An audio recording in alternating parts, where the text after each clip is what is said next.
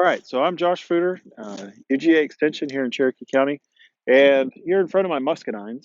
A common question is, how do I prune my muscadines?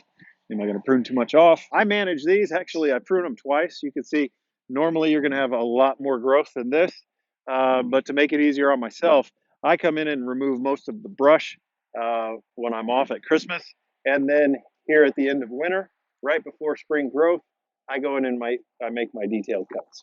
So with muscadines, we want to leave a couple buds, two, no more than three buds from last year's wood. That's where your fruit is going to come from. And generally, we want to leave, these kind of spur-like structures about, every 4 to 6 inches on this main cordon.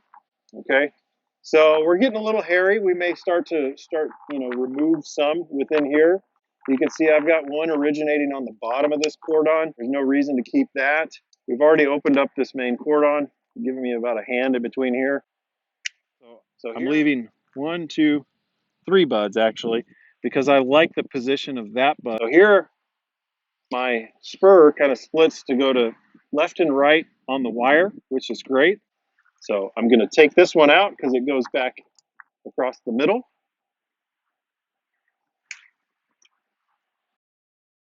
There, just in case I don't have one come off on this bottom side, just leave that right there.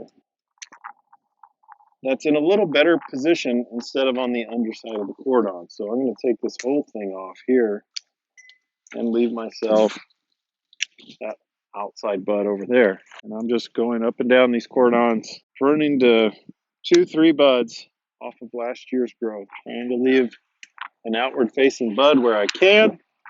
You almost can't over prune on your muscadines or scumpernons, especially if they've been otherwise healthy.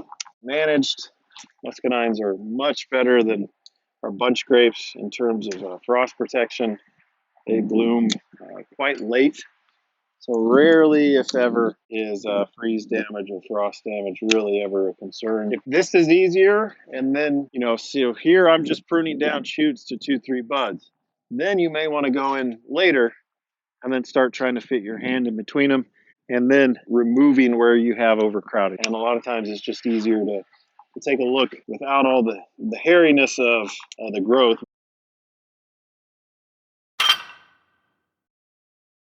So Yanni, this vine here is just a little bit different than how that first one looks. So you can see, especially right where your cordon split and you come off the main stem, you're going to have a lot more vigorous growth to form these spurs here versus at the end of your run. So we really want to kind of trim this back. We probably have to be a lot more aggressive with our pruning. And so we really need to know, okay, where we have 1-year-old wood and 2-year-old wood.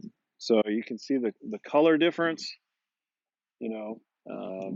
versus down in here where we're starting to get, kind of that peeling type bark. Obviously this is say 4 or 5-year-old wood here on the main cordon. Then in the early stages of this spur, this is no longer fruit bearing type of wood. Out here is where we have 1-year-old wood.